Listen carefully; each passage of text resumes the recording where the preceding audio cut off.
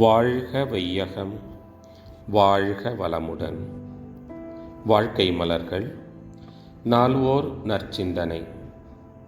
ஜூலை 9. தலைப்பு: குடும்ப நல வாழ்த்து. ஒவ்வொரு நாளும் காலையிலிருந்து மாலை வரையில் உங்கள் குடும்பத்தில் உள்ளவர்களை 25 தடவை வாழ்த்தினால் ஒரு மாதத்திலேயே குடும்பத்தில் நல்லபடியான சூழ்நிலை உருவாவதை காணலாம். வாழ்த்தும்போது தெய்வீக நிலையில், அமைதி நிலையில் இருந்து வாழ்த்த வேண்டும். இந்த முறையில் வாழ்த்தின் மூலம் உலகத்தையே மாற்றி அமைத்து விடலாம்.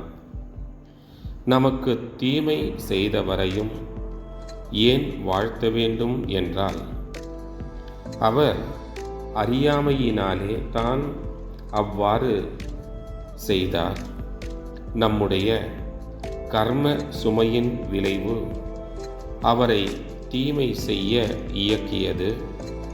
எனவே அவர் செய்தார். அவருக்கு உள்ளாக இயங்கிக் கொண்டிருப்பதும் எல்லாம் வல்ல முழு முதற் பொருளே.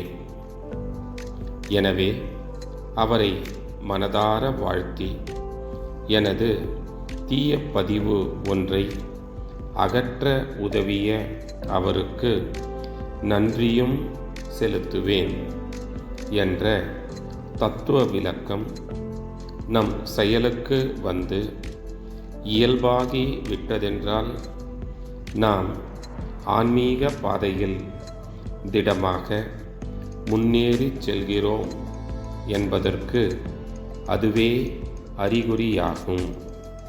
அருட்தந்தை. வாழ்க வளமுடன். தொடரும்.